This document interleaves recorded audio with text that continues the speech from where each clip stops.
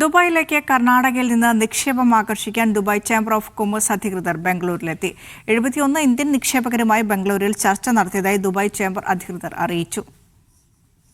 ദുബായിൽ വിവിധ മേഖലകളിലെ പ്രത്യേകിച്ച് ഡിജിറ്റൽ എക്കണോമി, അഡ്വാൻസ്ഡ് ടെക്നോളജി എന്നീ രംഗങ്ങളിൽ നിക്ഷേപക സാധ്യതകൾ പരിചയപ്പെടുത്താനാണ് ദുബായ് ചേംബർ അധികൃതർ ബംഗളൂരുവിലെത്തിയത്.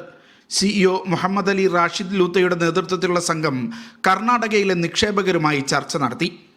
8 കൂടിക്കാഴ്ചകളിലായി 71 നിക്ഷേപകർ, ബഹുരാഷ്ട്ര കമ്പനികൾ, വിവിധ ബിസിനസ് സംഘടനകൾ എന്നിവയുമായി ഫലപ്രദമായ ചർച്ച നടന്നതായി ചേംബർ അറിയിച്ചു.